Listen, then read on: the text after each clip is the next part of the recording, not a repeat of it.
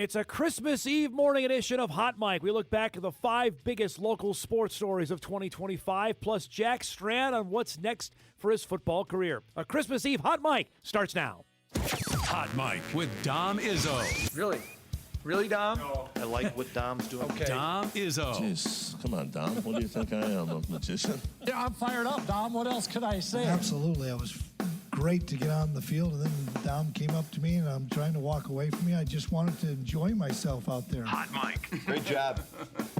There's got to be some kind of intelligent question about something. Coach Dom Izzo, WDAY in Fargo, North Dakota. Can you give me a layup or something? Hot Mic. Presented by Northwestern Mutual. That program is second to none. On the networks of WDAY. You know, if it's not about sports, I find it very hard to concentrate. Here's Dom Izzo. Good Wednesday morning. Welcome to the We're Working edition of Hot Mic on WDAY Extra, KSFL TV. Good morning, everybody in Sioux Falls, KMBN in Western South Dakota, and all parts in between at Inforum.com. Happy Christmas Eve, everybody. December the 24th is here, the day before the day. If you're running around trying to get things done, you can have us on in the background, or if you're rapping, good luck on that. Got mine done a few. Actually, here's another byproduct I wasn't counting on with the Bison football team losing the way they did, because I normally, Christmas Eve or yesterday, the 23rd, is the day I rap. And I don't mean musically. I mean, that's the day I've set aside for getting everything I got to get done in terms of getting all my gifts set aside. Now, I got everything done Saturday. I got my feet up here. I got one last gift to take care of. I'm going to do that after the show today. And then dunzo. I'm all set. So come on at me here. I got plenty of time. Now, is that enough time to potentially prepare for what the Jackman is getting from Santa? Probably not. I don't think I'm fully prepared for that. I will say now as we're evolving here from toys that were relatively easy, quote unquote, to put together. I know I'm about to get hit over the head with a sledgehammer here. I know coming down here, there's mass construction coming soon. Whether it be some sort of Lego set, whether it be something that is going to require, manpower, which I lack. It's going to require just significant time, effort, patience. I lack all of those things. So I know it's coming, because the assembly keeps getting more difficult going ahead. But that's part of fatherhood, right? That's part of getting my stripes. So I'm very excited about to see not only what I get, and this I'll say for tomorrow's show for our Christmas spectacular, how that's aged and how that's developed to now where we got stuffed animals, plenty of dinosaurs. To now, we're getting high-level games. Heck, he's ready for, the next level of games on his iPad, which we're trying to rebuff as best we can. We'll see how that works, but I'm sure everybody knows what I'm talking about on that. Welcome to our show, everybody. Glad you're joining us. We got 2 hours of fun coming up here. This is my penultimate show for 2025. I'm going to take a few days off here at the end of the week. Sam is going to be in here next week to guide you, and then I'll be back to start 2025 right away with a national championship game. I'll just be getting back from Nashville and the Walter Payton ceremony. Looking forward to that in person. Today I thought we're going to head all over the place here with a couple of guys that you've gotten to know quite well this football season. One that's got a chance to extend his football career professionally, that's played across the river and more, and another that has done so much on the field and now is going to be recognized for what he's done off the field, and we're going to talk about that. I think that's a perfect topic here today for our Christmas Eve spectacular. Also, we're into that part of the year where it's time to look back, time to reflect and think about what the last 12 months have been, and that's what we're going to do, at least the best we can. We'll have, at least in my opinion, this is my list. I'm sure I'm going to leave something out. The top 5 local sports stories of 2025, and there's a good group to think from. I was going through it actually last night, trying to pare down what ones would include, what ones are not going to make the cut. There are some that are probably going to infuriate some. They're like, wait a minute, that one didn't get on. Yeah, but there's others that we are going to include that I think are a couple of no-brainers. And it's fun, honestly, to go back, and we're going to look at the video, the moments, just initially what I felt, either being there to experience it or watching it on television. That's going to be the fun part. We're going to save that for the final half hour of our show today. It is a barren sports calendar. You'll see that on What to Watch coming up later. This is the one day now that is completely untouched by any other sport. If you think, next year will be a different story, because next year Christmas Eve will fall on a Thursday. So I'm awfully intrigued to see what the National Football League does with this day, because we know Thursday has become a day for them. Do they camp out and put a game or two on there? I don't think that's beyond the realm of possibility. I think we're going to get, when the schedule comes out in April, you're going to see Christmas Eve has got a couple games on it, because we know Christmas Day has certainly been declared. We'll talk about that tomorrow on the show. 3 games that when they picked the schedule in May, I'm sure they were like, boy, these are going to be great. And now we've got backup quarterback in every game, potentially. The Viking situation is up in the air and what they're going to do for their game with the Lions, but certainly backup quarterback for the Chiefs and Broncos, backup quarterback for Commanders, Cowboys. Not exactly what they had in mind when they planned the schedule out in May. But my point is, even the day after the All-Star break, in July, we have events happening, whether the college football season is here, we're in media days, or we've got, like this summer, soccer is happening, the World Cup is going on. We got nothing today. We got one football game tonight. So if it's not a Christmas story that you're camped out in front of, that doesn't start till 7 o'clock tonight, which will be mandatory viewing for me probably around 11. I like to watch it overnight because I'm sure I've tormented my wife enough with it. And then Die Hard somewhere in there as well. I know Sam got into this last year on what's a Christmas movie and what's not. He's wrong on all those accounts, by the way, considering he didn't have Die Hard in there, because it certainly is. And that's somewhere in the mix for later. That's probably after everybody goes to bed, I would say, before Santa comes. That's the plan. Now, I say this on the sports front because there was a time, depending on how the calendar falls, that there are sporting events. And in fact, I went back into the Wayback Machine, and this is a Christmas present to our guy, Eric Bennell, who's directing today, as he does most every day, because I went back to December the 24th, 2004, when I remember vividly where I was. I was working at WSTM TV in Syracuse, New York. I was actually getting ready to do a live shot, set up a live shot as I was a photog at the time. It was freezing, and wondering why in the world are the Packers and the Vikings playing on Christmas Eve, 2004. And it wasn't just a ho-hum game. For people that remember, the winner of this game won the NFC North. So let's dial back the old Wayback Machine. Look at, first off, the great uniforms. We got Dante Culpepper hitting Michael Bennett for a touchdown. Can't the Vikings wear these all the time? In the Metrodome, 21-14, Minnesota. It's 21-17 Vikings. That guy Favre throws a zinger to Javon Walker for a touchdown. Like those old Fox graphics, too. 24-21, Green Bay. Then the Favre we all know shows up, throws one. What's he doing? Intercepted. It's a pick six for Chris Claiborne. Vikings take the lead at 31-24. Yeah. Look at the Metrodome. That's fantastic. I saw one Viking game in there. It was not to this extent. Packers rally in the fourth. Favre to Donald Driver. Driver was amazing in this game. The game is tied at 31. Vikings punt it away. Packers driving. This is such a vintage Favre to Walker play down the sideline. gets Green Bay into field goal range. And Favre knows they've won the game here.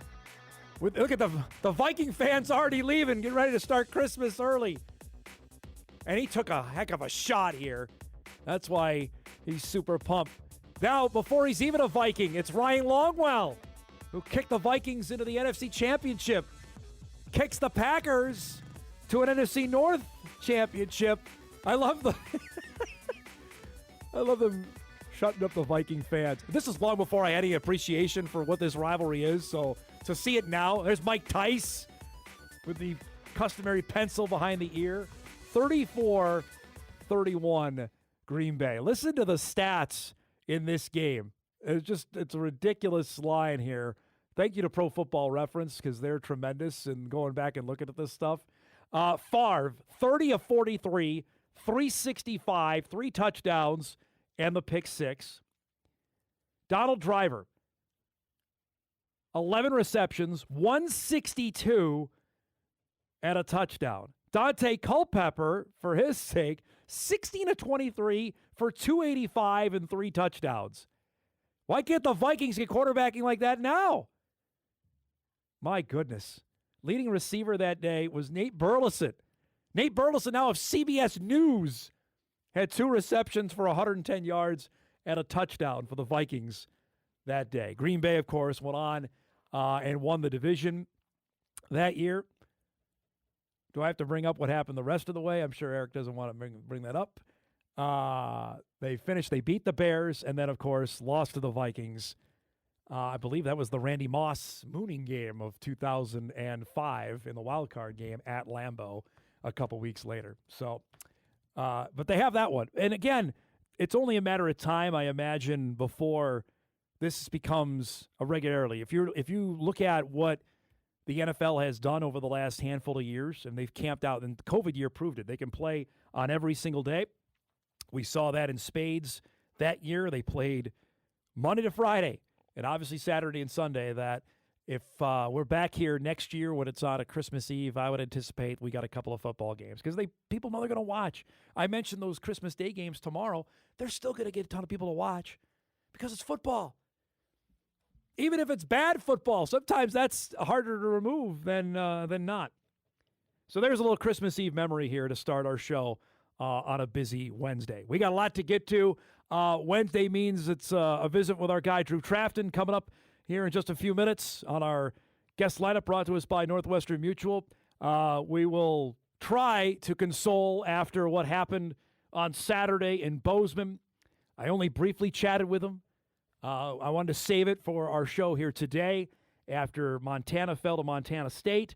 Look ahead to the FCS Championship game. On brighter news, his Seahawks are sitting on top of everything in the NFC, knowing full well that game in Week 18 with the 49ers looming could be for the whole ball of wax. That's coming up here in just a few minutes. At 9:35, we'll welcome back to our show Minnesota State University record-setting quarterback from Moorhead, Jack Strand, will join us to discuss an amazing career with the Dragons that should have included a playoff game. It will include the American Bowl coming up next month in Florida.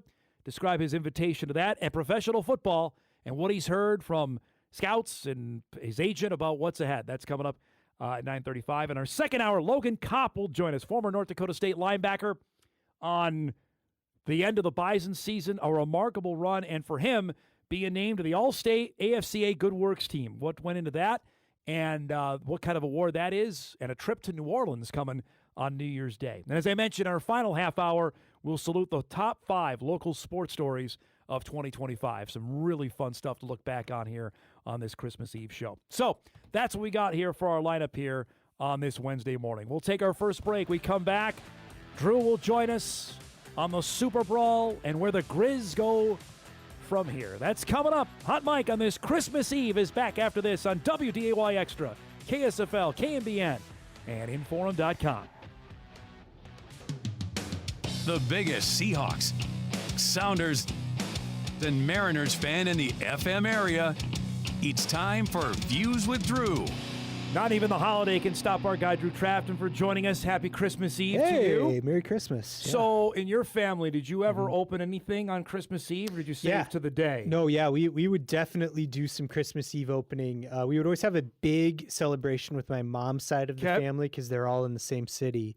And so that was like our big night where we'd get together and we'd do like a gift exchange and there'd be like a couple gifts. And then there were a few years there where we decided like, we got home and it's just like, let's just do Let it rip. Yeah. And I'm kind of like on team open them all on Christmas Eve. But there's something nice about a lazy Christmas morning if you can pull it off. How are your kids with this? Like, are they ready to rock and roll tomorrow? Or yeah. We've already been talking about it. Like we've had the plan for the cookies and like, my son's like, we need to have carrots out for the reindeer. So we've got that plotted out. So that's good to go for tonight. But yeah, we like kind of, we don't placate them. We strategically open a gift or two the night before. So then it's like, that'll get them through the morning. How old's Josie now? She's 11. Okay, so yeah. So what's the big thing she's looking for this year? What's the one she's asked for? What's her big thing? I mean, she's kind of getting to like the hair and makeup sort of space. So that's like, how do we navigate that deal? Luke though, like I love shopping for toddlers and he's 4, and so it's like. Just anything Spider-Man is like just dinosaurs. Is he into that? Not he's really into superheroes. Okay, right now. there we go. Let's go. Yeah, so I mean, like everything Superman, Spider-Man. It's like that's pretty easy. Paw Patrol. Like it's just like we did that. Yeah. We can knock that out. What about Jackman? What's he up to? Dinosaurs definitely is a huge thing. We're at a Lego thing right now, which I have moderate patience. Yeah, because my hands are. They get sweaty sometimes doing it, and then I'm like, I gotta stop. The little bricks, I gotta stop. Yeah. The dog's there, and of course, Coop will like to chew on everything. It's a great idea, right? Like Legos. In theory, it's fantastic. Yes. But like you're dealing with like a child's attention span, which is tough. Or Jag will be like, Dad, here's the next one. Yeah, like he's pointing them out to me. I'm putting it together. Not let me the know other way when around. it's done. Yeah, I want to play with it. Yeah, for sure. By the way, quick segue. Apparently Marvel said, hey, you need to go to Avatar if you want to see the Doomsday teaser. Did you hear what's evolved in that? Oh yeah. That's interesting. Steve Rogers is back. Yeah. Yes. Chris Evans is not donezo. Yeah, and which maybe we called this, didn't we? Like 3 years ago, that if they were going to go down this path, if Robert Downey Jr. can be the ultimate villain, they can then bring Chris Evans can come back. Everybody back. Yes. And that does seem like it's like, okay, does that? Yeah, I mean, like, do they bring those guys back as like foils this time? I don't put him in a prominent. I'm role? excited to see him back, but boy, I'm worried. Marvel needs this. Like 1 year from now, that movie will be out. That's crazy, and it's going to be huge. But it's got to be good. It's one thing to be huge. Like Avatar looks like it's huge. I don't know if it's good. Yeah, right. I've only saw the first one. I'm one and done probably on those. But you know what I mean? Like Marvel's banking everything. Yeah. They got Spider-Man this summer, which, you're going to take your son to that, I'm assuming? Oh, yeah. Yes. Yeah. My son's going to go as well. That's good for $1 billion. But what I'm saying is the movies have got to be good. It's one thing to make a lot of money. And here's the bad part for Marvel. They haven't been good, and they haven't been making a ton of money here over the last little bit. Yeah. I mean, I really enjoyed Fantastic Four. I like both of the releases this year. Captain America was just okay. Seeing the Red Hulk, they teased it. They promoted like, hey, Red Hulk's going to be in it. And he was in it for like 5 minutes of the movie. Yeah, that was a little disappointing. I liked Thunderbolts too quite a bit. I did too. I thought that was entertaining. Yep. So maybe you and I are the only ones apparently because nobody else decided to go to him. So yeah. I don't know. It's easy to watch them at home now. It's easy just to wait it out. All right, I've waited out. It's full 5 minutes into your segment. I haven't ripped the Band-Aid off. How are you doing here? Christmas present. Good. Like I think all things considered, I think okay. It was one of those games where I really tried to avoid texting you, but when the Dowler touchdown happened, I'm like, that's the backbreaker. You caught me at a bad moment there for sure. I was a little sour grapes in that moment because the Grizz They had a horrible start. That was just like the worst. 20-3. You're thinking this is gonna be boat race city. They were losing players left and right. I mean, big players: Brooks Davis, Jerry Rice Award finalist. Schaefer, their all conference first team tight end, like within a matter of plays. Like it just looked like Keon Loud was, like went out early in the third, and it was like, this is not going to be good. And then they fought back. Yes. Ayat started hitting his stride. Gilman scores. Gilman all right, was let's getting go. some momentum there. It was like, hey, we can do this. They go ahead. Yep. 23-20, and I'm going, momentum starting to shift. Like it was palpably starting to shift. 3rd and 20. You're getting the ball back. Even the Cats score. 27-23, you don't get the touchdown. The Cats get the ball back, but you got them at 3rd and 20. Yes. With the clock ticking down going, you're going to get okay field position here. Right. You're going to make out of this. We're going to get the ball back, and let's go. We've got this. And then backbreaker, Yes. To Taco Dollar of all players, yes. that's tough. The other thing, the Cats just sliced and diced the Grizz with Jones, Yeah. And he's a Missoula native. Kid. I know. And it's like that just that poured gasoline on a fire because, for years now, and this contingent of the Grizz fan base now has all the ammo they need. Like And that's the the Cats have been out recruiting Montana kids. Yep. And they I have. want to get to that after this. Yes. Yeah. But So it was. here's again the play. You've got him where you want him. Yeah. Lampson Right there. They had him right there. They could have picked him off. It could have been a pick six. Yep. It could have, they almost had him in a sack. Yes. It was like, Yep. that was just like, Literally, the Yeah. stadium is shaking from people that I know that were there. yeah. said So, that after that and play. two of my brothers and my dad ended up going to the game. Did they go? Yeah, they got How much? They got in for free. They Shut the front door. So my brother cashed in not a favor, but he got gifted 3 tickets. Oh my. Get this, the contingency was you cannot bring a Grizz fan up here. So that's why you were excluded? I was not allowed to go, which is fine. It would have been really hard to get there, but it was. You would have made any effort possible. If you given had a enough ticket. hours between Correct. finding out Yes. and going, I would have probably been there. But it was a cool crowd. That's for sure. It was definitely raucous. All right, so a couple things I want to. This is our text exchange on Saturday. This is at what time? It was 5:41. Yeah. It's probably just sour grapes, but it's tough to see Lampson thrash the Grizz secondary with all the arm strength of Peyton Manning in his last year in the NFL. Yeah, I'm like, don't get me. I know Lampson's been incredible this year, but it's just like I see that guy throwing. I'm like, come on. It's like, you guys, but the Grizz secondary has been so atrocious this year, so bad. Keon Loud, he missed so much of that game, and not that makes a big difference. They lose their safety on a targeting call, which, watching it's like, I don't know, I'm watching it as a Grizz fan. I'm going like, what do you want the guy to do? It's one of those targeting, and that happens. They do. That happens all the time in college football. It's just like, man, and it's like just unlucky at that point, right? It's not. It's just like, it's just not your day, but the Cats. All credit to the Cats. Like, they're go a back better team. To what you said, though, because that's the equivalent of a guy of Fargo going to play for the Jackrabbits now, which has not happened in football. The Bison have gone into South Dakota, into Brookings, into Sioux Falls, and got guys to come up here. But not like that. Not where like an Adam Jones. And I had an email that came in earlier in the week, and this is the Adam Jones recruiting deal. This is an email I got. The Adam Jones recruiting deal came down to roster issues. Montana had Eli Gilman as a freshman when Adam was being recruited. Says, I know all the parties involved. The other advantage that MSU has in the state now is the academic programs that guys are interested in, business and engineering in particular. Yeah. Well, and so here's the, if you really want the inside baseball, Montana had a business school and was known for their business school. And MSU has had this engineering program, and they had a deal where neither one of those schools would then, Montana would not have an engineering school, and Montana State would not have a business school. And then guess who broke that one? And they've done everything. Bozeman did, yes. And so it's like, okay, Montana, step up here. We need some of that Washington money to come back through again, and let's build a. I will say this: school. watching the game, I thought ABC did a great job of highlighting the rivalry part of it. Brock Osweiler being on it, being a Montanan, I thought was really cool. That as was well. cool. That he did could a good speak job. to that. I thought he did a really good nice job.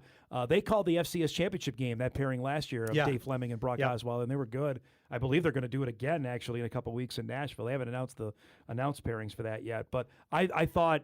I'm really interested to see when the rating comes out and what it is, knowing full well what they were going up against. Yes, that day. I am too. Considering Eagles Commanders was not great.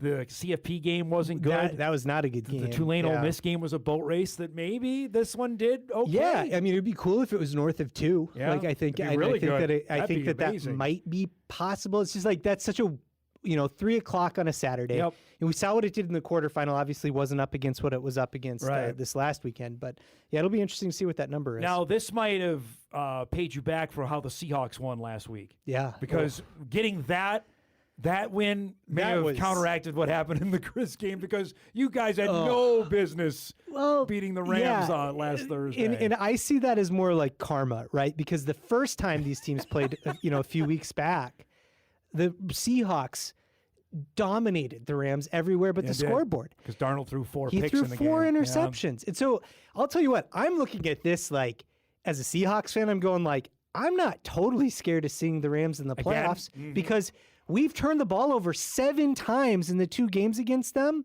And the point differential between those 2 games after both games, 1 point. Right. It's like, hey, if we can survive that, and if Sam can get over, like, seemingly, like, if that was it, if he exercised those demons against the Rams, which the Vikings fans know all too well from last season, that seemed to kind of carry over to this season, it's like, let's go. Yeah. I think it'll be a fun postseason. By the way, what do we make of the rivalry uniforms when you saw them on TV? So I was like way anti-rivalry uniform heading into this game. Like I did not enjoy it. Not a huge fan of the numbers, like the reflection. The is that called iridescent? The helmets, iridescent helmets. Probably. Yeah. Those didn't bother me so much. Like during the game, I was surprised. They're I was not like jet-like. We were talking about that when you were on the show last week. By the way, that's a jet-like throw that Darnold had right there. I will say that. Back to threw it right to him. Yeah, that he. I will, but the game-winning drive, he was amazing. He was great. He was fantastic. The ball he threw to Kupp before the touchdown. That was an A-plus throw. That is, whoa. It was even, like as good as a catch as it was from Kupp. Yep. Better throw.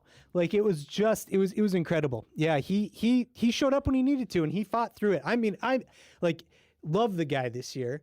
So crazy that he's been in 2 divisional races in 2 years where it's like nobody can lose, right? That throw to Barner is really good. It's across his body. It's a really good throw. Yeah, and Barner got wide open and he found it. The 2-point conversion to end the game. I mean that was kind of interesting. I mean, going to be talked about forever. It's what the rule is. Forever. Yeah. So lucky. I will say Terry McCauley, who does the NFL rules analyst for Amazon and NBC, was awesome. He explained exactly what was up and got it 1,000% right. Doesn't matter if the whistle had blown, like anything, as long as the player doesn't break stride to get to that ball. That was a good explanation. That was so wild. This too, the missed field goal is a big play. At that point, I was like, we're winning this game. Like this is happening, no matter what. And it went down. McVay fired his special teams guy after this game. And week 16 of the season? Yeah. Really? Yeah. You let Rashid Shaheed returns the punt.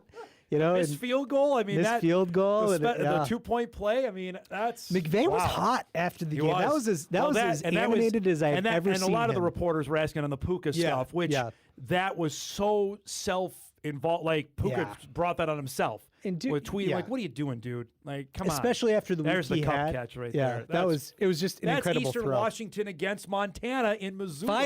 Finally, Cooper Kupp isn't haunting me. And then a great, great touchdown to JSN, and then the 2-pointer here, like to seal it. It was just a great play design. It was like, I love the call to go for 2.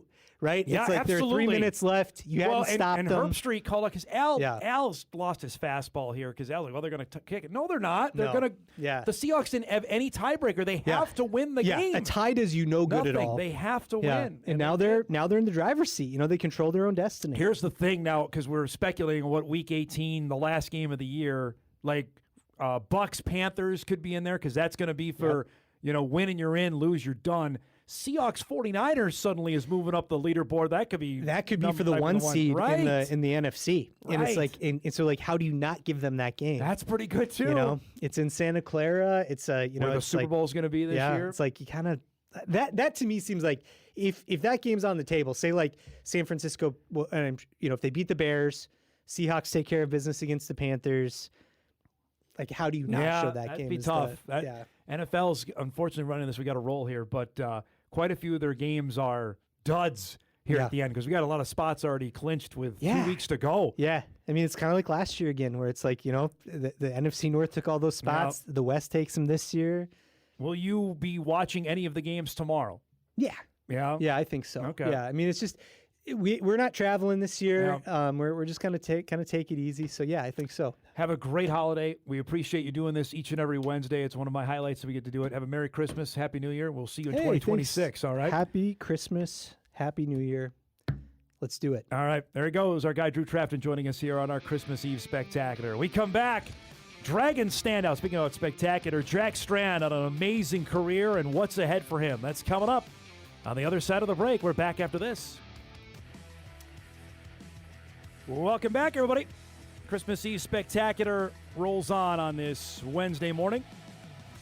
Speaking of spectacular, we've had a chance to know our next guest here over the last couple of years, and we got to marvel pretty much every Monday. We did our best of the weekend. Our next guest was on it, considering he was throwing for about a mile's worth of yards, and now there's a definite chance that professional football is in his near future. I hate to say now former Minnesota State University Moorhead quarterback Jack Strand joins us here to discuss 2025 and what 2026 may hold. It's great to see you, bud. First off, congrats on an amazing career. I kind of hate saying former. Has it set in yet that the Dragon days are done?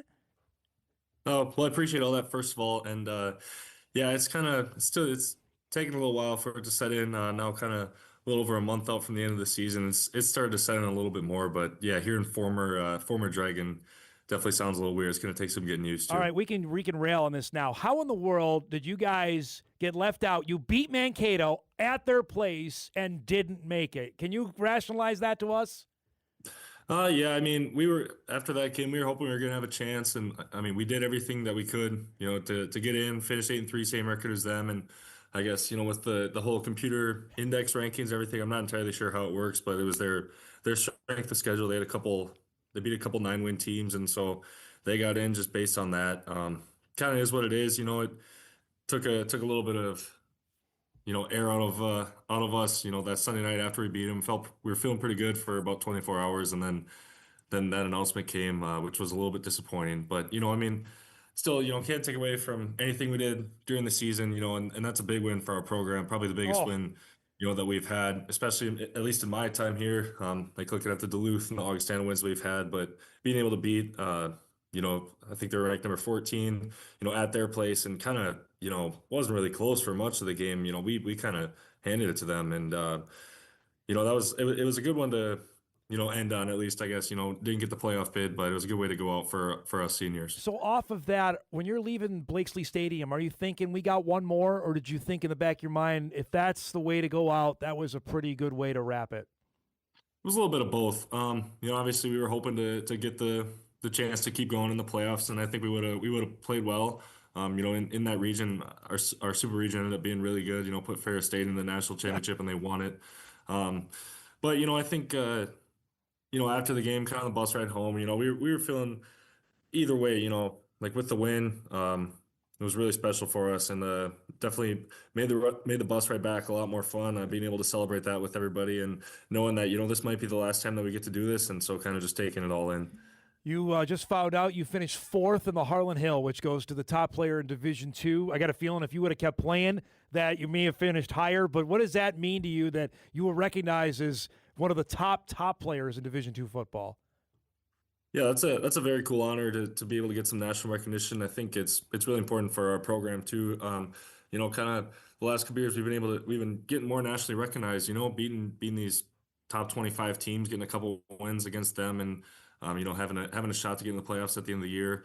And kind of just, getting our program's name out there is super important, and kind of just keep trying to elevate the level of the program, and, stuff like that, kind of gets my name out there, which is cool, but more importantly, gets recognition for our program, which is the most important thing. Was there a time during the year, like either your name gets brought up or you're getting a phone call, like, this is a lot, this is surreal, this is happening? Did a moment like that happen either before the year, during the season? I'm not really. I had kind of the NFL stuff all started happening kind of during the summer. Figured out that we're going to start having some scouts at our practices. And so had some talks with Coach Lockway, Coach Check, and the most important thing was just stay grounded and be where my feet are, focus on this season because nothing after that matters if, don't play well this year. And that was the most important thing to me, is making sure that our team had a successful season and wanted to finish in the best way possible. And so I tried to not pay too much attention to that. And I think throughout the season, we did a good job of just staying in the moment and, playing football for the Dragons. I got to ask, though, did your buddies give you a hard time? Like, oh, the NFL's here for Jack. Did you hear that, I'm assuming, early on in the year? Not too much. It wasn't really like that. It was, it was a little weird sometimes having to go over after practice and talk to those guys when they were there, but I never got too much of a hard time for it. Just how was that for you? Like, man, this is all come, and now I'm talking to scouts from the NFL. What was that like?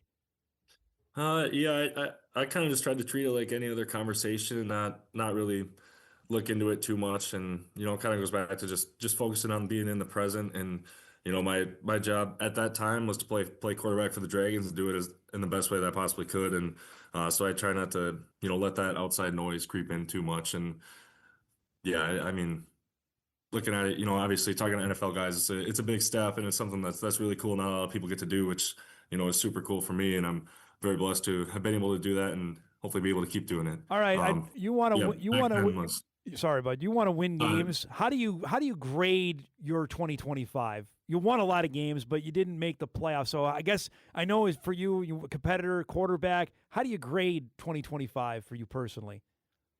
Yeah, I was kind of thinking about this a little bit too, just a little while ago. And I mean, obviously every season, you want your ultimate goal is to be able to compete for a national championship, be in the playoffs. And so, especially right after the season when we got that announcement, it kind of felt like, season, didn't end the way that we wanted it to. And obviously in a big picture view, it didn't end the way that we wanted it to, at the start of the season.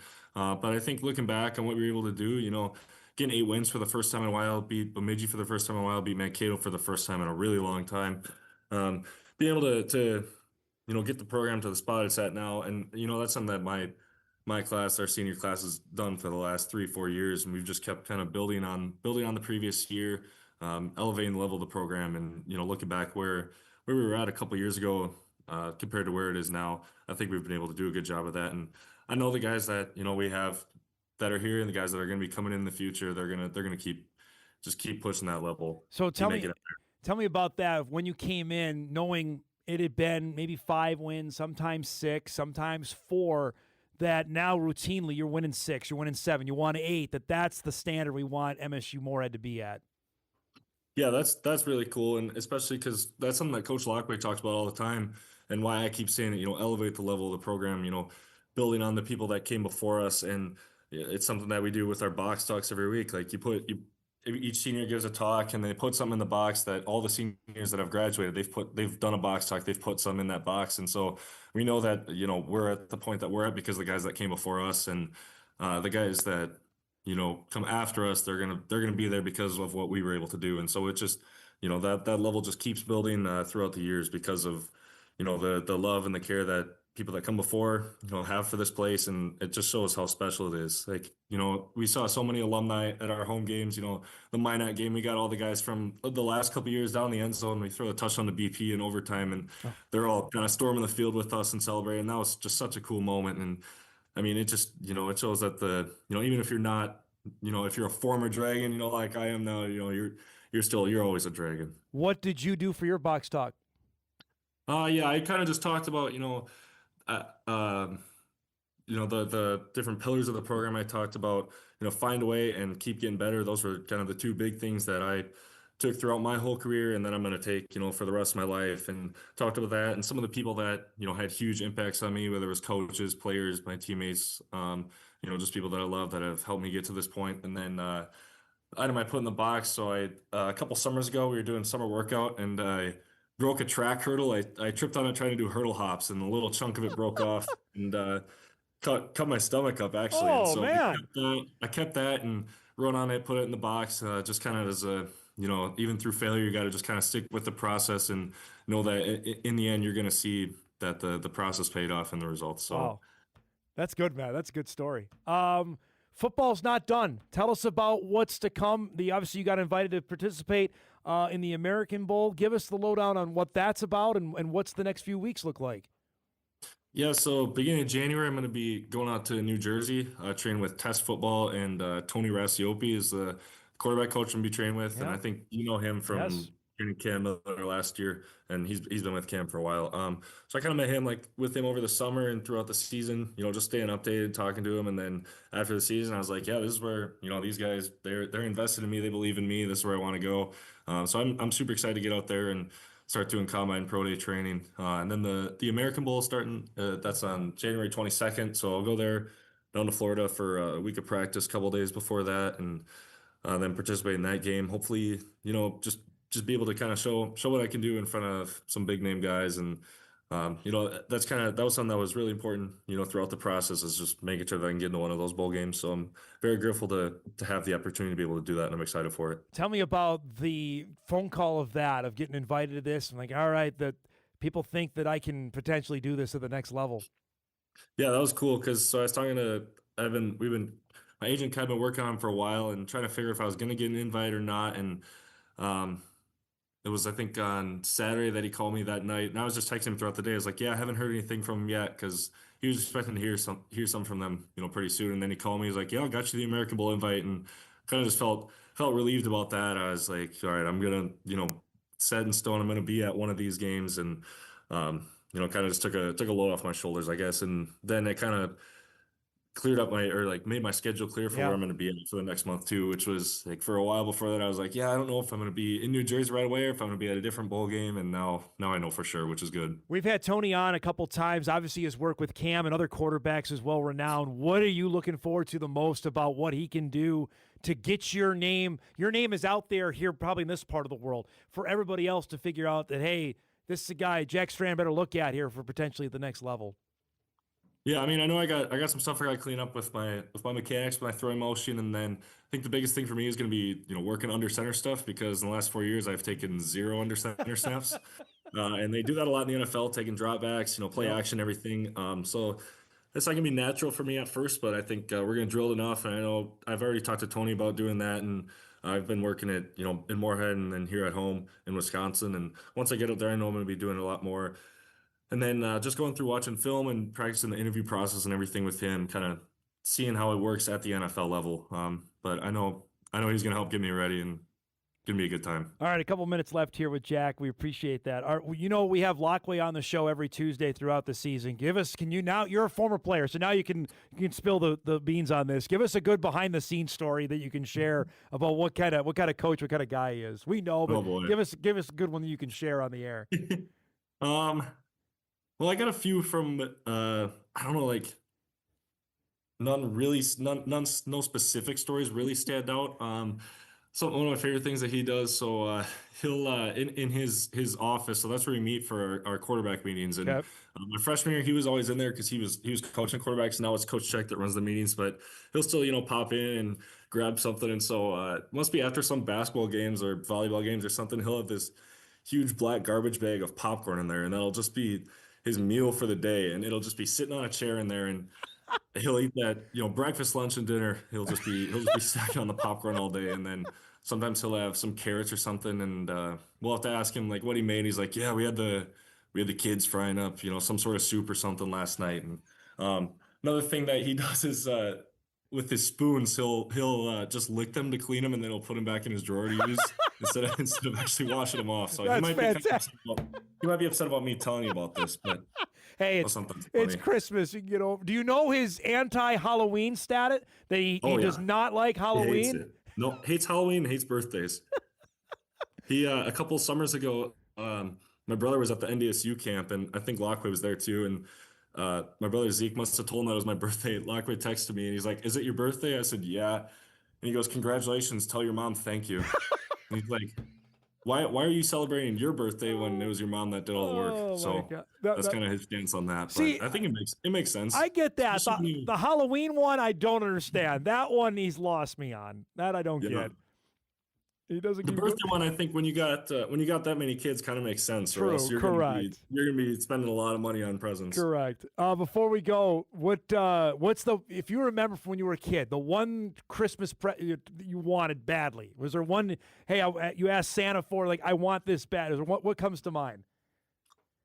I don't know but Christmas wasn't ever like for us. It was kind of more, about the actual Christmas, about Jesus and the whole story of Christmas. So we never really made a huge deal out of Christmas presents. But I guess I could kind of switch it to my birthday present one year. Yeah. I don't know if that because I kind of got a good story about that. So when I was pretty young, I was hoping to get a Tom Brady jersey for my birthday, and opened all my presents like the morning of it and didn't get one. So I was pretty disappointed. Like, I was sad all day. I was like, I was gonna wear this to my birthday party and everything because I thought I was getting it. Yeah. And then we go to this restaurant in my hometown for my birthday dinner or whatever, and my Tom Brady jersey was hanging up in there. So my parents surprised me with it in there, which I was real happy about that. That's pretty cool. That was an awesome memory. It was an awesome present. So That's awesome, bud. Thanks so much for doing this. Congratulations on a fantastic career. Have a great holiday, and we'll be talking to you next month when you get ready for the American Bowl, okay? all right, thank you. I appreciate it. Good to see you, man. There he goes, Jack Strand, joining us now, former MSUM quarterback, the all-time leader, yards, touchdowns, you name it. He's done it. He'll be participating. That comes up January the 22nd in Lakeland, Florida is when the American Bowl is. All right, we're overdue here. We'll get caught up. We'll wrap up our first hour. Logan Kopp coming up in hour 2 on this Christmas Eve, and our top 5 sports stories of 2025 is Around the Bend. Back after this. All right, wrapping up our first hour. We come back for Bison standout linebacker Logan Kopp on his career, the season, and what he's getting awarded for coming up next week. That's coming up when we come back. This is Hot Mike. Hot Mike. On the networks of WDAY. WDAY. Here's Dom Izzo. All right, welcome back, everybody. Hour 2, ready to rock and roll in our Christmas Eve spectacular. We'll have our top 5 local sports stories coming up in the final half hour on this Wednesday morning. Looking forward to that. Some fun video to look back on, and stories we talked about aplenty on this program. So that'll be fun. That's coming up here in about a half hour. Pretty pumped to have our next guest on after what has been I've known him for about 6 years now, so I've been pestering here for at least one more interview. As coming up on January 1 is obviously the Sugar Bowl. At halftime of that game, the All-State AFCA Good Works team will be honored. As part of that, North Dakota State linebacker Logan Kopp is one of 11 student-athletes chosen from FCS, D2, D3, and NAIA. He'll be on the field inside the Superdome at halftime of the Georgia-Ole Miss game coming up next week, and he joins us now. First off, man, Merry Christmas, Happy Holidays. I wish we were still talking about your team playing, but this is a pretty big honor that you got coming your way. Congratulations.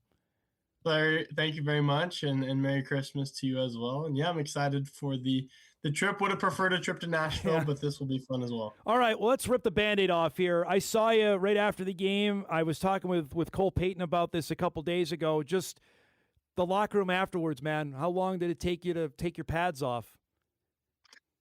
Quite a while. There was quite a bit of time of just kind of silence in the locker room. Not a lot going on, and then at a certain point transitioned into like not a happy time, but just a time of like hugs and appreciation and kind words, that condolences, that kind of thing. And so that was really special to kind of get to talk and give a couple hugs the last time to a few guys. So it went from a very sad and depressing to a more of an encouraging environment at the end. And so that was fun to kind of see that transition, but definitely took a while. Have you ever played in a more bizarre football game? You guys had 5 interceptions. You had 2 more 4th down stops. I mean, just the most bizarre game I can ever think of, frankly. Yeah, I can't think of anything. We've had some crazy nail biters in my career, but looking at the box score and the stats, I don't think anything compares. I told Ryan Peralt right after the game, I said, I need you to look in the record books. See, the last time a team's had 5 interceptions and lost a football game. I don't know if that's happened before. Yeah, just when you have, even when you got a couple stops there, if you got the stop on 4th down and you're up by 2 touchdowns, you got to be thinking this game is done, right? Yeah, they were down in our red zone. They were driving in south end zone, and Toby gets a sack on 4th down, and that was the moment. Like, I think a lot of guys were like, all right, we got this in the bag, put together a couple drives, maybe 1 or 2 more stops, and we got this. But obviously that wasn't the case. But yeah, it was very odd. It seemed like we were kind of in control the whole game until about the last 4 minutes. To see then Cole obviously gets hurt. I mean, you're out there obviously on the field when that's happening, but when they go back out and Nathan Hayes is going out, what's going through your mind when you saw that going down? Yeah, right before they were about to go back on offense, I saw Cole kind of walking on the sideline with one of our doctors. He had ice on his hand. I'm like, that's his left hand. So I was like, you're right. And he's like, yeah, I just messed up my thumb or something. I'm like, oh, that's not good. I didn't know if that meant like he's not going in. I didn't know how bad it was. Yeah. And then sure enough, Nate was out there. And so there was a lot of just kind of chaos, both offensively and defensively. Those last 5 minutes, kind of hard to process everything that was going on. Have you gotten over it still, or is it still in that it's too recent? I haven't really even got it to think about it yet. No, I've moved on for sure. It's obviously was a huge bummer. It was sad. Felt weird last Saturday, like not getting ready for a game. Felt weird to be prepping for finals and not have practice throughout the week. But super happy with overall how my career at NDSU went, and one game isn't going to take away from the other 60 that I was a part of. And so bummer how that ended that way, but still going to cherish my time. Well, 2025, man, just these are what happened to you. You won a national championship. You got engaged. You got married. You got to go to the White House and meet the president. I mean, any of those 4 is like highlight for life. You had that in one calendar year. Tell me about 2025. I know it didn't end the way you wanted, but those are major, major milestones that happened this year for you. Yeah, no doubt. And you can add to that list my sister getting married. Yeah, that's right. You can also add to that list me graduating college. Yes, that was the last one. Yeah, and so definitely probably the most memorable year I'll have, definitely that I've had up to this point in my life, of just a lot of big life events happening, a lot of change happening, a lot of good things happening, a lot of bad things happening.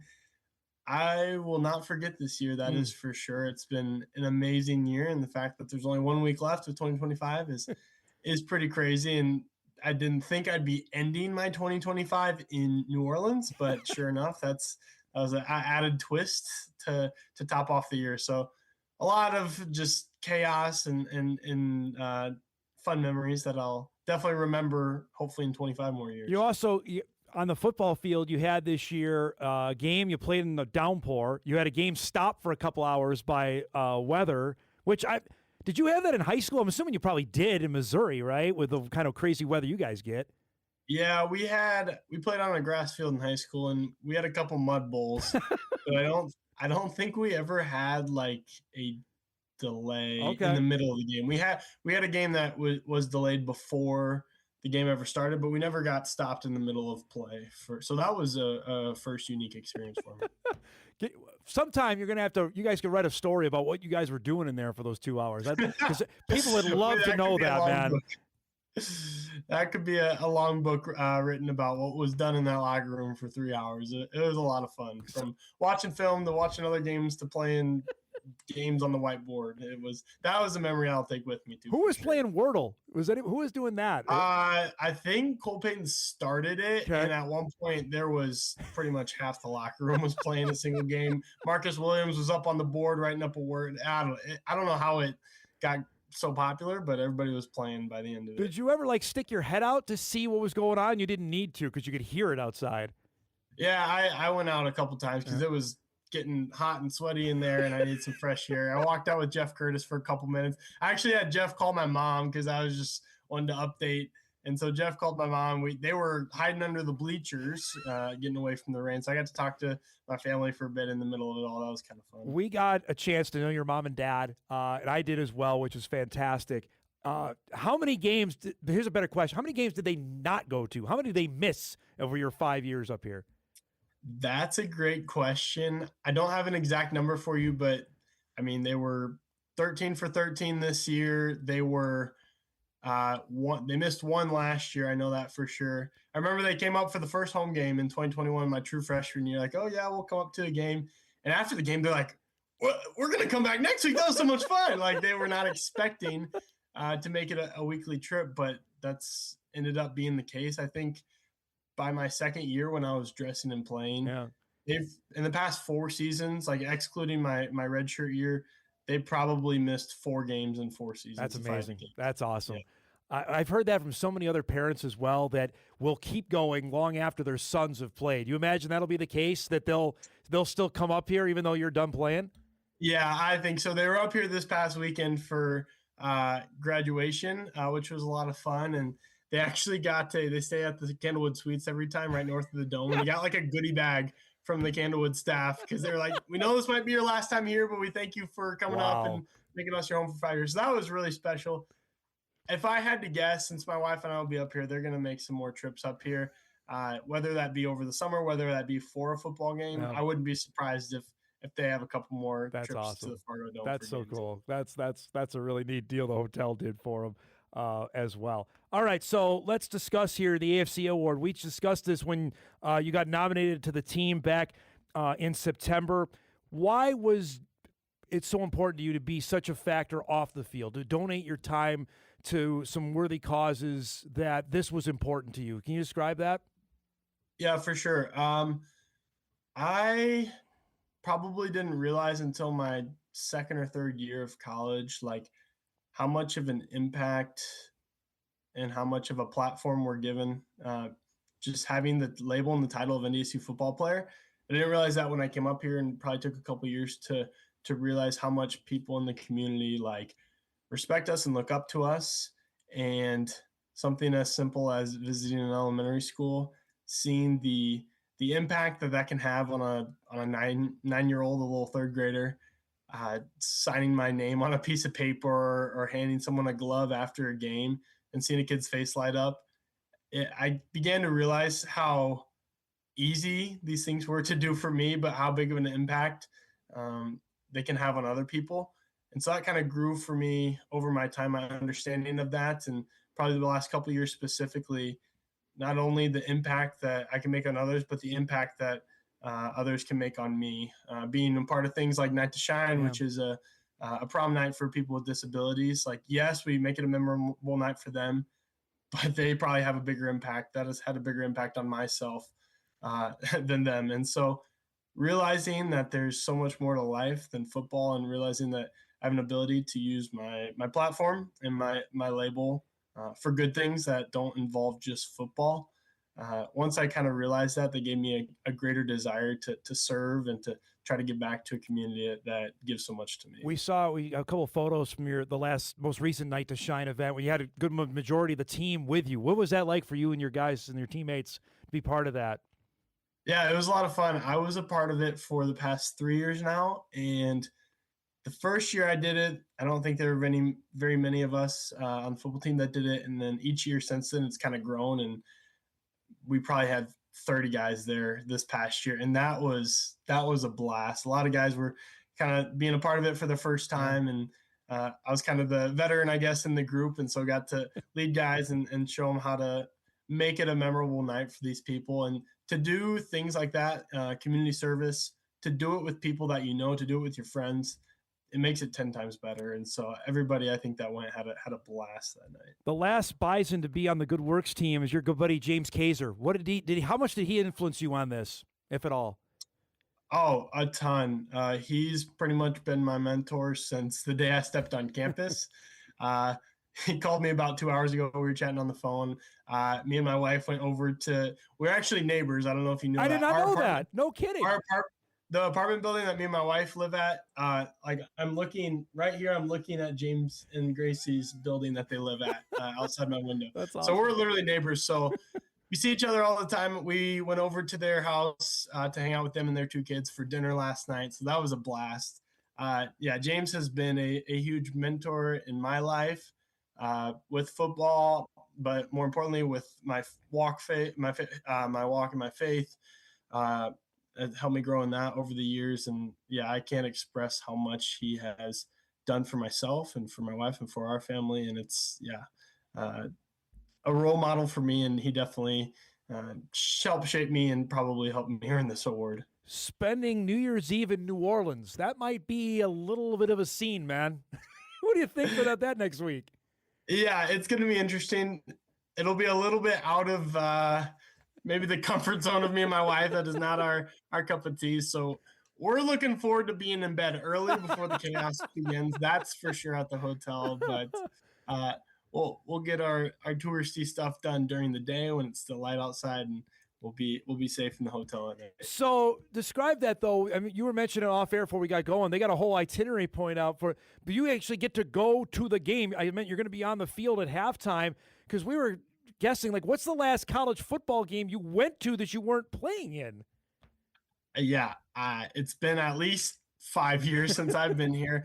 I would go to some Mizzou football games growing up, so I probably went to a couple of those in high school, but I can't even remember. So it's been years, and yeah, so I'm excited to watch an SEC playoff matchup. That'll be a lot of fun, and to be able to do it for free, and I think we're going to be in a suite. It'll be a pretty sweet gig. So yeah, I mean, it may not be NDSU, SDSU level of excitement, but Ole Miss, Georgia might be all right when you're down there at the Superdome next week. Yeah, it'll be pretty fun. Describe. Have you watched any of the games since the other playoff games, or you can't do it? It's too. I'm like, I don't want to watch. Kind of had it on for background noise. Didn't sit down and watch any of the games in full, but kept up with the scores. Probably mostly the Illinois State games, just because that's the team that we played. It's been fun to follow, and yeah, I'll definitely be. I don't know if sitting down and watching the whole championship game, but definitely checking for updates. All right, you know both these teams. What do you think? Illinois State, Montana State. Who's going to win this thing in your mind? Yeah, I've played them both multiple times. Obviously, was very impressed with the Illinois State team this year, but I'm gonna take Montana State. Okay. They've been so close, man. You guys have been the ones to knock them off. Now you're not there, but another Valley team is there, which again goes to show. And you know this, and I've talked about it on my show all the time, but you lived it, of how tough the freaking league is every week. That the Jacks aren't there, you're not there, but it's still there's a team that's playing for the championship. It says a lot about how good the Valley is. Yeah, it just shows the strength of our conference. I think every year there's probably a 6-5 or a 7-5 team in the Valley that's better than most 1 and 2 loss teams in the rest of the FCS. That's just the reality of it because of strength of schedule, and that's kind of proving to be true this year. And it seems like every year there's a team that ended up in the middle of the Valley, but that makes a little bit of a playoff run, and so that just shows the strength of our conference. All right, couple last minutes here with Logan. We appreciate his time. All right, is there a favorite game that stands out, whether you played well in it or the team? Just like when I say that, what's favorite game? First one that sticks out is the marker game last year against SDSU. It's a pretty good one. 1-2 and in the dome, and obviously crazy game, and obviously ended with a cool play, a cool interception. So that one will always stick out for sure. I think the championship last game was also really special, being kind of the first one that I actually played in. Yeah. And then also the SDSU game this year as well, just going down to Brookings. I was 0-2 before that in Brookings, and it was my senior year, and it was the last marker game I was going to play in. So there's a lot on the line. Again, 1-2, and to win in the way that we did was a lot of fun. That interception, do you have that as a photo? You got to get that somewhere. You got to put that out. You got to ask your wife, but I mean, you got to get that big time in your house some way. Yeah, that is an all-time photo. I believe Zach Lucy took that picture, so he gets all the credit for that. I mean, I have it on my phone. I don't have it framed anywhere yet, but gotta have that, man. It's too good to not have, so I'm sure it'll go up at one point. All right, we're asking all of our guests on the show today, when you were growing up, was there a must-have gift like you were begging your mom and dad for when you were a little kid on Christmas? Like, I gotta have this. Was there one that comes to mind that you think of? One that sticks out is one year my parents surprised me and my 2 siblings with a trampoline for the backyard. Okay. And we had asked for it, and we opened all our presents upstairs, and we didn't get it. We were kind of bummed. And then our parents were like, go check in the basement. We ran under the basement. There's a big box with a trampoline on it. And so that was a lot of fun the way that they did it. That's awesome. You got a lot of good use out of that trampoline over the I was going to years. say, you probably got some good mileage out of that thing, right? Oh yeah. Now Christmas as a married man. What do you anticipate here for tomorrow and the excitement about that? Yeah, it'll be fun. First Christmas being married, my wife and I will head back to Missouri for Christmas. That should be a lot of fun. We've talked about it. It'll be interesting in future years because my family's all in Missouri. Hers is in Fargo. So I think our plan is to choose one between Thanksgiving and Christmas and spend one in Fargo, spend one in Missouri, maybe alternate each year, something of that sort. But won't be super easy to balance the time with family, but we'll worry about that when we get there. But we're excited for this first Christmas being married. It is great to spend some time with you again, bud. I really appreciate it throughout the entire time. Hopefully we'll get another chance to do this, but if I don't, have a great holiday. Thank you always for being as accessible as you were. Tell your mom and dad I said happy holidays as well, and be well, and have a great holiday, okay? And have fun in New Orleans.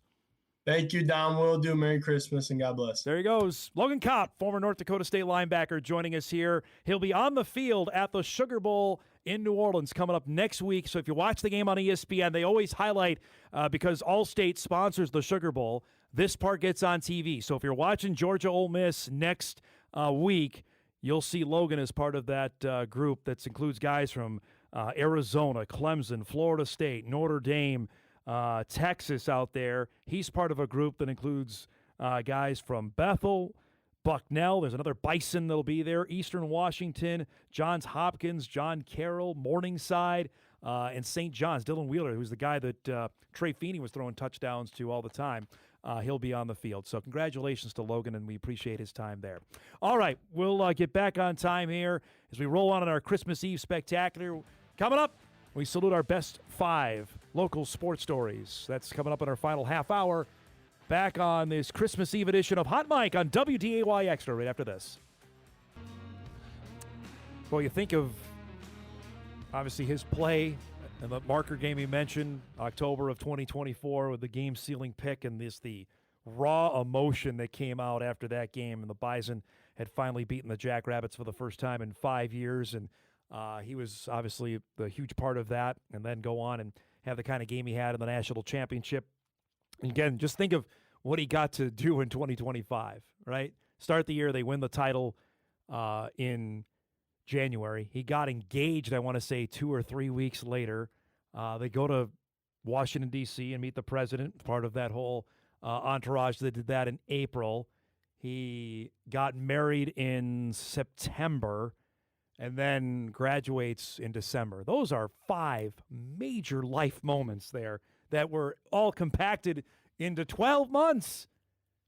That's, as Jim Valvano, the great coach, said, that's a heck of a day. He had a heck of a year over a 12-month stretch. So our thanks to him, and looking forward to seeing him come on the field here next week at the Sugar Bowl in New Orleans. We mentioned here, as we're down to the college football playoff, and we talked about it on Monday briefly on the show with the 4 games we have left, at least of the now quarterfinals, which will take place a week from today. Is the first one on New Year's Eve, is the first game with Miami and Ohio State playing at the Cotton Bowl. Again, the unwillingness of college football and the NFL to make a deal to get them off of New Year's Eve. That's not a night that people are watching TV. Even football is probably not going to be great. That's a 6:30 kick for that game with Miami and Ohio State. This deserves a longer conversation down the road on what those two entities are going to do, because I look back at this past week where you had 2 NFL games happening, you had 3 CFP games happening, you had 2 FCS semifinals, and the D2 championship. That's a lot of football in one day. It's great if you love it, but you want it spread out. And nothing's going to beat the NFL. You'll see that. The Bears-Packers game is going to get a monster rating because it's the Bears-Packers, it's the NFL, and the game was good. And then, of course, on New Year's Day, you've got the traditionals with the Orange Bowl to start in Miami with Oregon and Texas Tech. That's going to be a fun game. Former Bison Cole Wisniewski in there. The Rose Bowl has been moved up. Remember, they negotiated there. They didn't want to start before 4 o'clock Central. Now it starts at 3 because they wanted that sunset shot. Say that 3 times fast. Sunset shot at the start of the fourth quarter. Well, we may not get it till the middle of the late part of the fourth quarter now with Alabama and Indiana. And then, as we mentioned earlier with Logan, the Sugar Bowl is Ole Miss and Georgia to cap off at 7 o'clock. Again, they moved those kickoffs up an hour earlier for the Rose Bowl and the Sugar Bowl because they had to. Sugar Bowl, I think the second half last year started like 11 o'clock Central. No one's making the end of that. I didn't make the end of it. Although I'm an old man, as people keep telling me these days. But that's why they're now starting it at 7, considering these games take about 4 hours anyway. Probably a smart move there. And then they'll play the following Thursday and Friday for the semifinals. Again, they're staying away. That's the NFL playoff weekend. They're not going up against that. That's, again, we got to get the season started sooner. We can't be playing the national championship like we will this year on January the 19th. We just can't. We can start the season earlier and be done a heck of a lot earlier. Be better for everybody. But we'll save that for a rant for 2026. All right, let's break. We come back. We'll salute the top 5 sports stories of 2025. There were some good ones. Some we probably forgot. We'll do that when Hot Mike returns on this Christmas Eve after this. All right, final half hour here on this Christmas Eve morning. Hope you're enjoying it, relaxing. We're here working. Is this really work, though, what we do every day? I don't think so. Welcome back, everybody. So here we are. We've got a full week left of the calendar year, and then we'll turn our attention to 2026, which is a great sports year. If you're a nut like me, you've got the Olympics right away in February in Italy. I'm geeked about that. We got the World Cup coming to the United States, to Canada and Mexico in June. Those 2 big things on top of everything else that we normally get ready for. But when you got a World Cup and Olympic year, it's an extra little giddy up that we're going to have for 2026. With that said, on the much more local front, those are huge national world stories. Here in our little corner of the world, we went through, tried to, and I'm sure we're going to forget a couple, the biggest impact local sports stories that went down in 2025. And this ranges from a variety of teams, ending with, I think, the biggest impact and biggest win that we had this year. So let's do this here. We'll start with number 5. And this is a team that didn't win anything, but boy, they made an impact. That's the Moorhead Spud football team and their improbable run to the state championship game in 6A football. You'll remember their season nearly derailed in week 2 when standout quarterback Jet Feeney broke his scapula and missed the next 5 games. He came back for the season finale against Edina, a game the Spuds outscored Edina and won on the road. They ended up getting seeded 6th. And what did they do? They did the Illinois State deal. They won on the road, and they won. They won at Blaine. They beat Woodbury. You saw they beat Centennial. Then they made it to U.S. Bank Stadium. This against traditional power Lakeville South, who upset Maple Grove in the round prior. And the 4 superstars of this team, Jet Feeney at quarterback, Zach Walker wide receiver, David Mack at wide receiver, Tay Rich at running back. They had a fantastic performance.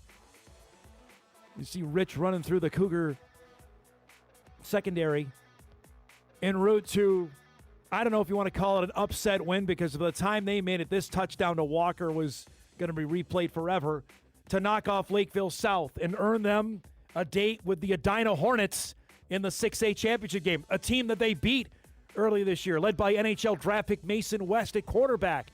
And the Spuds got the lead early in this game. They had no chance in stopping Edina's Chase Bjorgard, who was phenomenal in this game with a capital P. He had 6 touchdowns for Edina. You can see him counting them off right there. That was his 6th.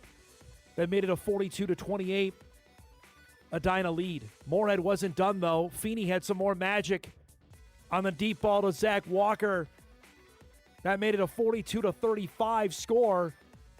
And think of the Spuds are right back in the game. Unfortunately, Edina got the first downs that they needed down the stretch. This one from Bjorgard was the one that cinched the game for them to give Edina the state championship. It's first in over 40 years, and leave Moorhead a disappointed runner-up. But there was nothing to sulk about, nothing to hang their heads about in 2025. They gave us a ton of memories. I think for a lot of people understood that there's some pretty good football being played on the Minnesota side of the river up here, and excited to see what could potentially happen in 2026. A lot has to go right. A lot did, but a tip of the cap to our friends in Moorhead. We're going to stay in Moorhead for our next story, but this time go to hoops. And a congratulations, how much fun it was to watch the Dragon men's basketball team last winter. They're our number 4 story. The scintillating Carson Johnson, who is now playing at the University of Denver with his head coach and Tim Bergstrasser, went on a crazy run at the end of last season. Not only did they finish the year red hot, they went down to Sioux Falls at the NSIC tournament, where Johnson was a one-man wrecking crew in beating 3 teams over 3 consecutive days. This in the NSI championship game against Minot State, and a shout-out to the Beavers for making it to the championship game for the first time. Johnson and his team, Logan Kinsey, Sean Wysocki, were huge in the second half in pulling away. Again, Johnson, who was named Offensive Player of the Year, Newcomer of the Year, All-Tournament MVP team, Tournament MVP.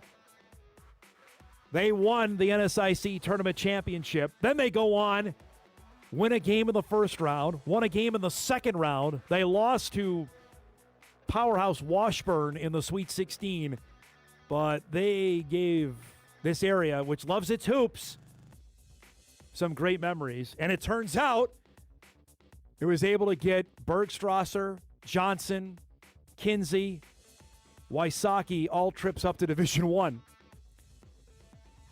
It's the peril of what we live in now, but man, that was a fun ride. Congratulations to them. Number 3 is a buzzer beater. Number 3 is one of those championship games you'll talk about 20 years from now. Like, you remember when Kindred and Devils Lake played in the Class A championship game in Bismarck, which has seen its share of unbelievable finishes and buzzer beaters? Well, they got another one to add this past March. The top 2 teams in Class A basketball.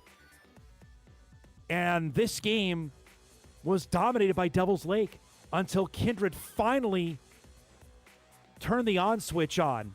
And it came with about 6 minutes to go in the fourth quarter. That basket there cut it to a 1-point deficit. They had not led in this game until this pass down low.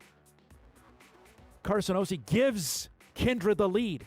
Devils Lake, though, like true champs, they won it the year before, got the lead back on that 3-pointer to take a 2-point lead with 30 seconds to go. Kindred fought right back on this rebound and a foul. Now watch this. This is the crazy part. They hit the first free throw to make it 58-57. Again, there are 6 seconds left. The second one is missed, but Brooks Bacco steps up, misses the shot. Offensive rebound is tipped in, and Bacco will be remembered forever because of that tip-in at the buzzer to give Kindred its second boys basketball championship in school history. A 59-58 win. Heartbreak Hotel for Devils Lake, who was the reigning state champions, who won on a 19-0 run in the first quarter. They were up 26 points late in the second quarter, and somehow Kindred won the basketball game. They finished on a 21-6 run to win it.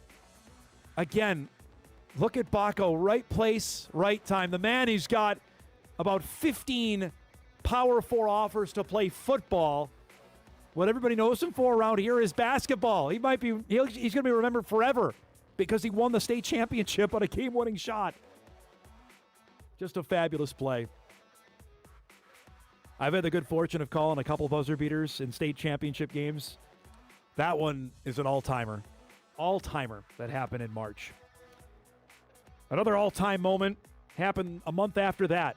You have to figure North Dakota State football was going to work its way in. It's in a different way for me in 2025 because we were following the Gray Zabel experience when we were in Frisco last January, and yeah, there's some buzz. Gray might be a second-round pick. And then he goes to the Senior Bowl and dominates there, and he's named the Practice Player of the Week again for a North Dakota State player. And now we're starting to hear, well, Gray might be at the end of the first round. Wow. Okay, Bison have had a couple of first-round picks, both at quarterback. And then as the draft process went on, he goes to the combine and kills it.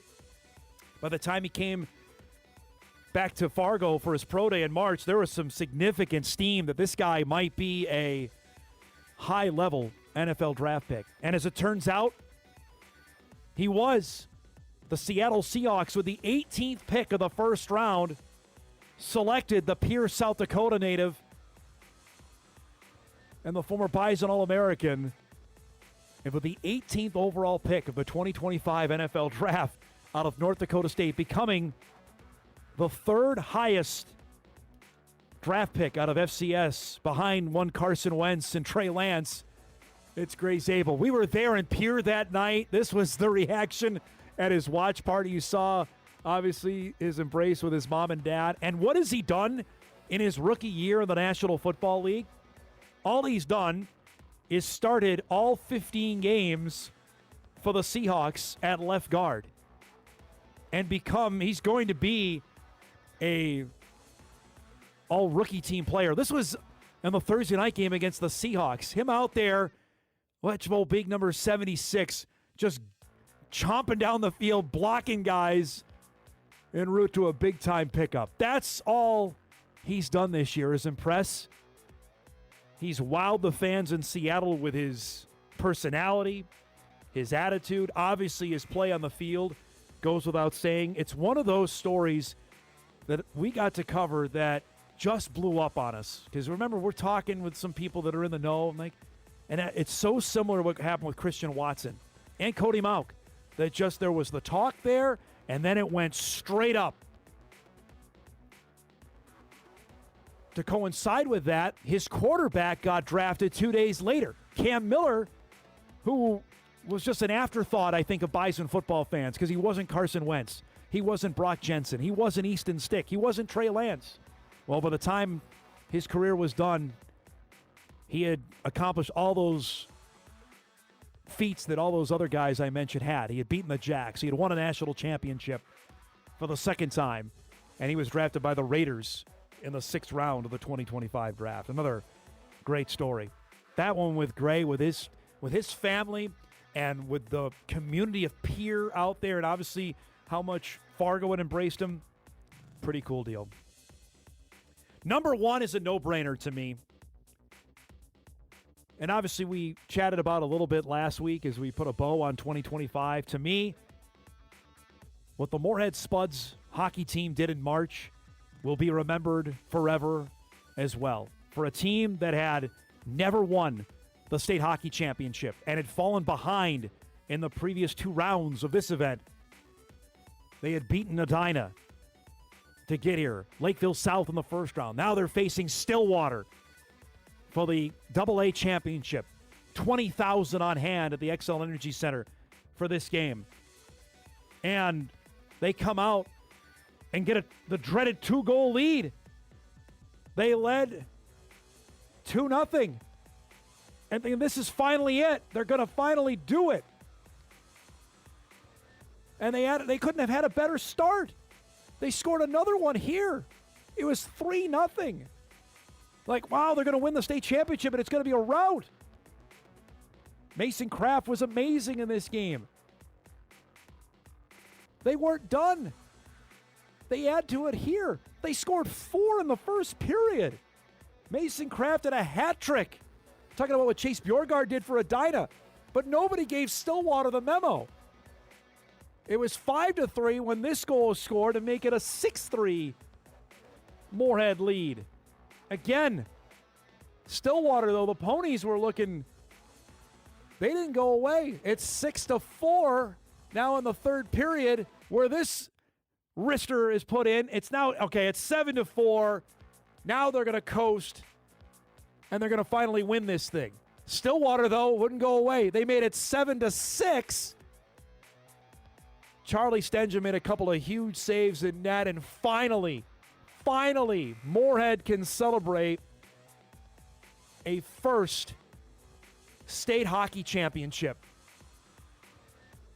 The reaction was visceral, whether you were in the building at the XL Energy Center that night, if you were in downtown St. Paul, if you were at the Drury Hotel where they celebrated, it seemed like nonstop, to when they came back to Moorhead the following day.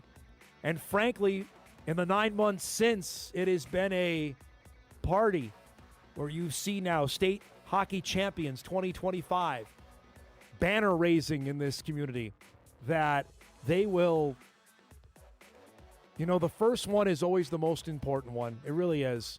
You think of other teams that have ended long droughts or never won one. They always look back. That first one meant the most. And that's what it's going to mean in Moorhead. They may win 2, 3, 4, 5 over the next how many years, because they're awfully good again this season. But that one, I think people will remember where they were. I was watching in my house and had a emotional reaction. They had finally done it. Quite a moment. Those are our top 5 sports stories on the local front. Moorhead football, a lot of Moorhead here. I get it. But to me, those are the big ones. Moorhead football at 5. The Dragons' great run at 4. Kindred's buzzer beater at number 3. Gray Zabel being selected in the first round of the NFL draft. And the Spud hockey team winning a first state championship. Those are our top local sports stories in 2025. I'm sure we'll get some feedback on this, and that's the best part about doing this show. All right, we'll take our final break. We come back. It's not a loaded sports Wednesday here on Christmas Eve. We'll get you ready for that and send you out the door with our guy, George Costanza. No Festivus around here. Back to wrap things up on Hot Mic right after this.